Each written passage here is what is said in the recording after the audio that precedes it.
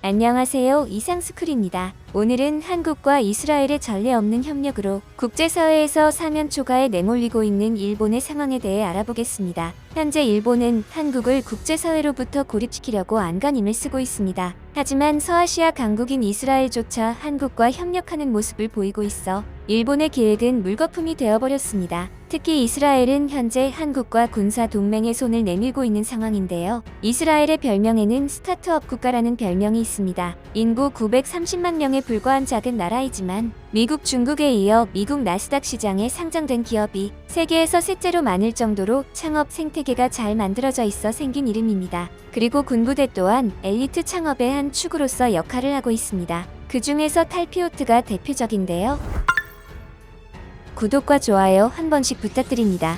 탈피오트란 이스라엘에서 가장 뛰어난 과학 영재들이 모이는 과학부대입니다. 입대 후 사관 후보생 신분으로 히브리대 등에서 학부 학위 과정을 받고 이후 이스라엘 정예 핵심 부대 곳곳에 배치돼 최소 6년간 군 복무를 합니다. 이들의 주 임무는 신무기 개발이나 기술 지원 등입니다. 학사 학위를 마치면 장교 신분으로 히브리대나 와이즈만 연구소 등에서 석박사 과정을 밟습니다. 지난 7월 이스라엘 경제통상산업부 차관에 취임한 야이르 골란도 비슷한 과정을 거쳤습니다. 골란 차관은 탈피오트를 대표적 사례로 들며 이스라엘에서 국방과 과학 엘리트 양성은 별개의 일이 아니다라고 말했습니다. 그는 한국과 이스라엘의 상황이 크게 다르지 않다며 심각한 미사일 위협과 잠재적인 대량 살상 무기의 공격에 직면한 지구상에서 둘뿐인 민주주의 국가라고 표현했습니다. 로켓 방어 시스템 아이언돔이 이스라엘 방위군 엘리트들과 방산기업 라파엘이 개발해낸 작품입니다. 그는 탈피오트 외에도 비슷한 역할을 하는 특수부대가 많지만 군사기밀이라 거론하기 어렵다며 적어도 이스라엘의 젊은 남녀들이 군에서 시간을 낭비하지 않고 놀라운 재능을 키워내고 있다고 말했습니다. 한편 이스라엘은 국내 총생산 대비 연구개발 투자에서 한국과 매년 1, 2위를 경쟁하고 있는 나라입니다. 골란 차관은 적어도 이스라엘 안에서는 R&D 패러독스라는 표현을 찾아볼 수 없다며 이스라엘의 주요 대학이 혁신기술의 원천이며 이를 바탕으로 세계 주요 글로벌 기업들이 경쟁적으로 이스라엘의 R&D 센터를 설립하고 있다고 말했습니다. 골란 차관은 한국과 이스라엘의 산업은 경쟁이 아닌 상호 보완 관계에 있다고 말했습니다. 그는 이스라엘은 최첨단 혁신 기술에 한국은 독자적인 기술 제조와 글로벌 마케팅에 강점이 있다라며 이런 이유로 우리는 양국의 상호 이익을 위해 더 깊은 관계를 원한다고 말했습니다. 그는 개인적으로 기아차의 미니밴 카니발을 타는 한국차 애호가라고 밝히기도 했습니다. 한국과 이스라엘은 내년 수교 60주년을 맞습니다. 이에 골란 차관은 양국의 깊은 인연을 강조했습니다. 그는 두 나라 모두 1948년 말 그대로 잿더미에서 일어났으며 적국에 둘러싸인 점과 천연자원이 없이 인적 자원만으로 경제 발전을 이룩했다며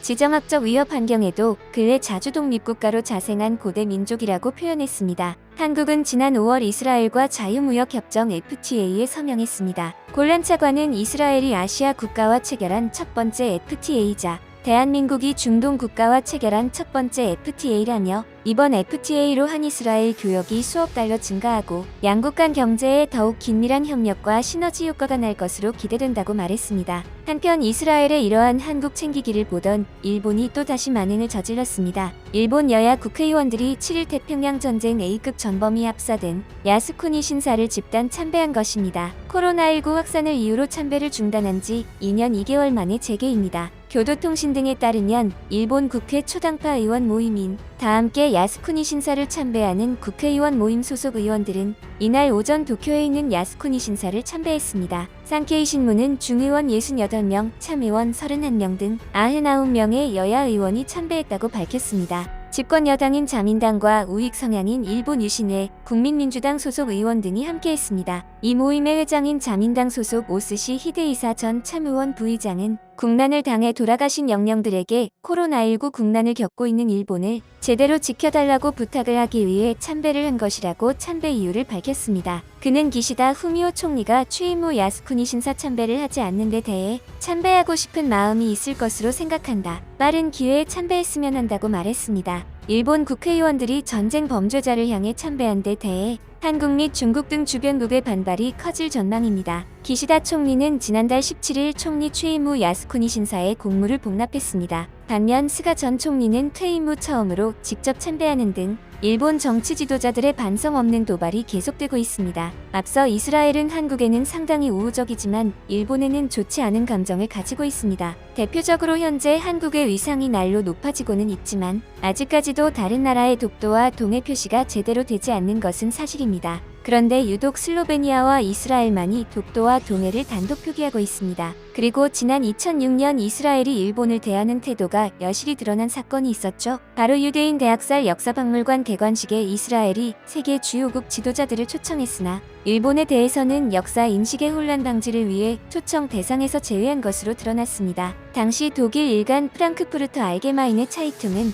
이스라엘 정부가 예루살렘 인근에서 열린 야드 바셴 홀로코스트 박물관 개관식에 40여 개국 지도자들을 초청했으나 일본인은 명백히 한 명도 초청하지 않았다고 보도했습니다. 유엔 사무총장을 비롯해 세계 40개국 정상과 장관들이 참석한 당시 개관식은 이스라엘에서 열린 최대 규모의 국제적 행사였다고 FAG는 전했습니다. FAG에 따르면 그럼에도 불구하고 세계적 강대국인 일본이 초청받지 못한 배경에 대해 이스라엘 일간 예디오트 아로노트는 미국이 원자폭탄을 투하한 히로시마와 나가사키를 쇼와와 비교하려 일본이 시도하기 때문이라고 밝혔습니다. 쇼와는 홀로코스트를 지칭하는 히브리어입니다. 이러한 보도는 일본이 2차 대전을 일으킨 전범 국가이면서도 나가사키와 히로시마를 부각함으로써 마치 자신들이 가해자가 아닌 피해자인 양 국제사회의 이미지를 부각시키려 하는 것을 지적하는 것으로 보인다고 전했습니다. 이렇게 이스라엘은 예전부터 일본에는 적대적인 감정을 드러냈고 숨기지 않는 나라입니다. 따라서 이런 이스라엘이 한국에 먼저 손을 내민 것은 아주 반가운 소식인 것입니다. 그리고 이스라엘은 미국과 우방국으로 이스라엘과의 협력이 더욱 강화된다면 더할 나위 없는 것이죠. 그런데 한국이 또다시 러브콜을 받는 상황과 달리 일본은 아주 크나큰 충격에 빠졌는데요. 천년고도 일본 교토의 파산 경고 등이 켜졌기 때문입니다. 교토시장은 이대로면 교토시 재정이 10년 내 파산한다는 우려의 메시지를 내놨습니다. 한때 연간 5천만 인파를 끌어당긴 관광명소의 파산 예고는 외신 토픽으로 각국에 보도됐습니다. 열도의 체감 충격은 상당했습니다. 지역 소멸이 심화된 농산어촌도 아닌 유명 도시 교토가 파산 위기에 처했다니 그럴 만도 했습니다. 그리고 교토시보다 크기가 작은 지자체의 연쇄 공포도 시작되었습니다. 특히 2006년 파산한 홋카이도의 유바리시의 이후 모습을 생생히 목격한 일본이라 그 후 폭풍은 더 컸는데요.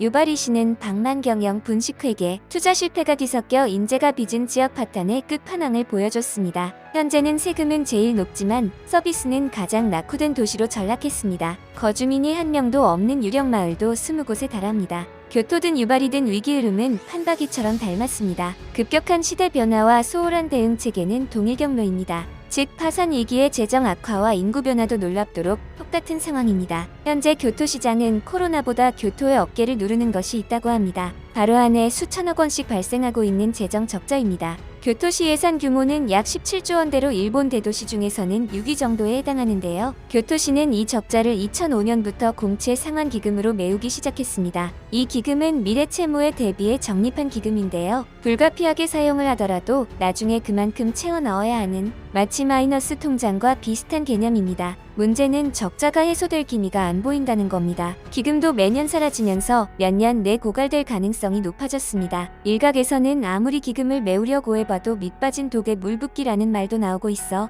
교토의 심각성을 반증하고 있습니다. 교토시가 추산해보니 2021년부터 2025년까지 매년 5천억에서 6천억 원씩 적자가 총 2조 9천억 원에 이를 것으로 예상됐는데요. 일본 언론들은 이대로 가다간 재생단체로의 전락이 불가피해질 것이라는 전망을 내놓고 있습니다. 이는 기업으로 치면 곧 파산을 의미합니다. 교토의 재정 위기 주범은 바로 시형 지하철 도자이센이었습니다. 거품 경제가 한창이던 1980에서 1990년대 공사비가 최고조일 때 건설이 이뤄진 것입니다. 1997년 개통했을 땐 하루 승객이 18만 명에 이를 것이라고 예상했는데 이후 목표에 이른 적은 한 번도 없습니다. 승객 예측부터 실패한 것이죠. 지하철 적자가 매년 수백억 원씩 나면서 지금까지 1조 원 넘게 쌓인 적자를 시 재정으로 꾸역꾸역 메워왔습니다. 교토시는 70살 이상 노인에게 사실상 무료로 버스와 전철을 이용할 수 있는 경로 승차권 제도도 운영해 왔는데요. 문제는 고령사회로 접어들면서 1973년 3억엔 정도 들었던 비용 비용이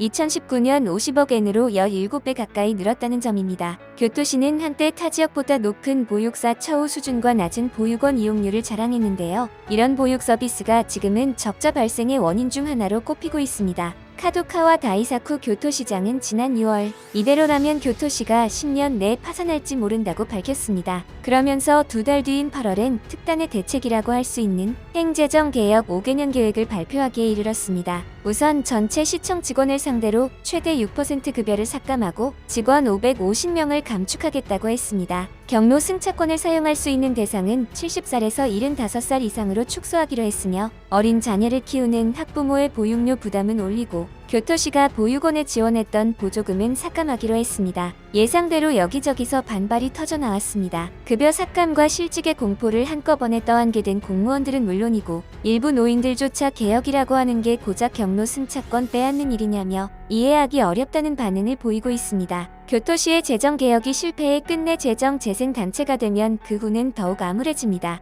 유바리시처럼 중앙정부 통제를 받으며 구조조정을 통해 빚을 갚아나가야 하는데요. 이 과정에서 세금은 오르고 복지는 쪼그라들어 이에 못 견딘 주민들은 타 지역으로 빠져나갈 가능성이 큰 것입니다. 1960년대 11만 명대였던 유바리시 인구는 결국 현재 7,000명 수준으로 급감했고 지금도 빚을 갚느라 여념이 없습니다. 코로나19가 위기를 더욱 가중한 면도 없지 않겠지만 교토시에 있어 적자 재정이란 한두 해 된 문제가 아니었습니다. 초반에 문제를 제대로 인식했던 것인지 그랬다면 바로잡으려는 노력을 왜 그때부터 안 했을까 하는 의문이 생기는데요. 파산의 기로에 선 천년 고도가 과연 어떻게 될지 주목되는 상황입니다. 혹시 주식하시나요? 오른쪽 버튼을 누르시면 내 주식 등급을 조회할 수 있습니다. 참여하신 모든 분들에게는 주식 베스트셀러와 수준별 동영상 강의를 제공해드립니다.